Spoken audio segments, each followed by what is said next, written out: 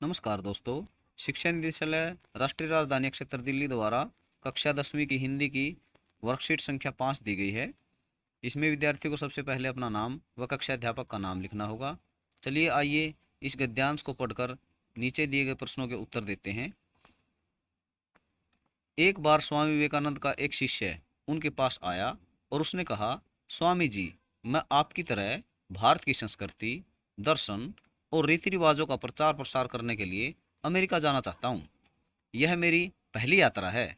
आप मुझे विदेश जाने की अनुमति और अपना आशीर्वाद दें। स्वामी जी ने उत्तर दिया, सोचकर बताऊंगा। शिष्य समझ गया कि वे उसे अमेरिका नहीं भेजना चाहते। वह उनके पास ही रुक गया। 2 दिनों के बाद स्वामी जी ने उसे बुलाया और कहा, तुम अमेरिका जाना चाहते हो तो जाओ, मेरा आशीर्वाद तुम्हारे साथ है। शिष्य ने बहुत विनम्रतापूर्वक स्वामी जी से 2 दिन बाद उत्तर देने का कारण पूछा। स्वामी जी ने कहा, मैं देखना चाहता था कि तुम्हारे अंदर कितनी सहन शक्ति है। कहीं तुम्हारा आत्मविश्वास डगमगा तो नहीं रहा है। लेकिन तुम यहाँ रहकर निर्विकार भाव से मेरे आदेश की प्रतीक्षा करते रहे। न क्रोध किया, न जल्दबाजी की और न ही धैर्य खोया। जिसमें इतनी सहन शक्ति और गुरु के प्रति प्रेम भाव होगा, वह शिष्य कभी भटकेगा नहीं। किसी दूसरे देश के नागरिक के मन में अपने देश की संस्कृति को अंदर तक पहुंचाने के लिए ज्ञान के साथ साथ धैर्य, विवेक और संयम की आवश्यकता होती है। मैं इसी बात की परीक्षा ले रहा था। शिष्य स्वामी जी का यह उत्तर सुनकर अभिभूत हो गया। इस पूरे गद्यांश में स्वामी विवेकानंद जी ने सहन शक्ति और अपने पर आत्मविश्वास का पाठ हमें पढ़ाया है। हमें गुरु के प्रति प्रेम भाव, धैर्य, विवेक और संयम रखना चाहिए। चलिए शुरू करते हैं इसके प्रश्नोत्तर को। प्रश्न नंबर 1, स्वामी जी का शिष्य किस उद्देश्य से अमेरिका जाना चाहता था? स्वामी जी का शिष्य भारत की संस्कृति, दर्शन और रीति रिवाजों का प्रचार प्रसार करने के लिए अमेरिका जाना चाहता था। प्रश्न नंबर 2, स्वामी जी ने शिष्य को उसी समय उत्तर क्यों नहीं दिया?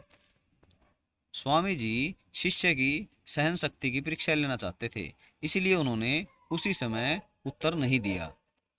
स्वामी जी के अनुसार किस प्रकार का शिष्य कभी नहीं भटकता?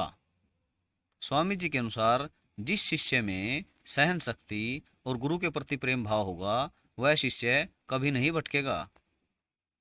इस गद्यांश से हमें किन गुणों को अपनाने की प्रेरणा मिलती है? इस गद्यांश से हमें सहन शक्ति, आत्मविश्वास, धैर्य, विवेक और संयम आदि गुणों को अपनाने की प्रेरणा मिलती है। प्रश्न नंबर 5, आप अपने गुरु या शिक्षक के प्रति कैसा भाव रखते हैं? विश्लेषण कीजिए। यह आपको अपने विचारों के आधार पर लिखना है। यदि मैं आपके स्थान पर होता तो निम्न बिंदुओं पर अपने गुरु के विषय में लिखता। नंबर 1, गुरु की आज्ञा का पालन। नंबर 2, गुरु का मान सम्मान। नंबर 3, उनके सिद्धांतों का पालन। जैसा कि पहले बिंदु में हमारी जो हेडलाइन है वो है गुरु का मान सम्मान।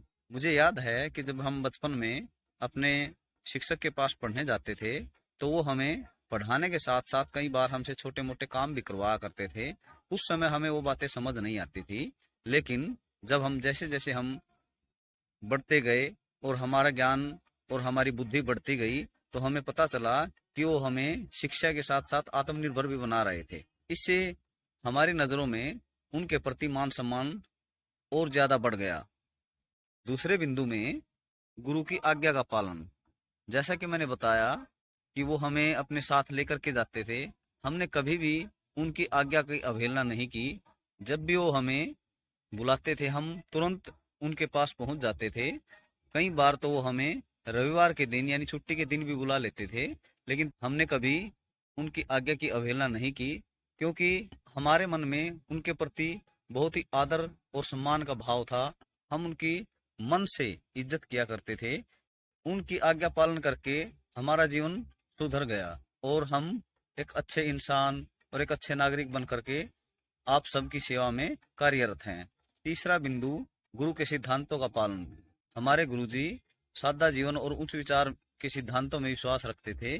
वे कभी भी किसी से ज्यादा ठाट बाट या शानो शौकत से नहीं मिला करते थे। वे बिल्कुल सरल स्वभाव से सभी से मिलनसार थे और सबकी सहायता किया करते थे। उनकी इन्हीं बातों से प्रभावित होकर हम भी उसी प्रकार बनने का प्रयास करते हैं। इस प्रकार मैं निम्न बिंदुओं पर अपने गुरुजी या शिक्षक के बारे में लिखूंगा। आप भी अपने विचार अपने आधार पर दे सकते हैं।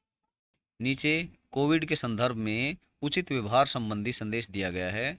कोविड-19 के विरुद्ध लड़ाई में सुरक्षित रहने के लिए मास्क पहने। आशा करता हूँ आपको यह वर्कशीट समझ आ गई होगी। नमस्कार, धन्यवाद, जय हिंद।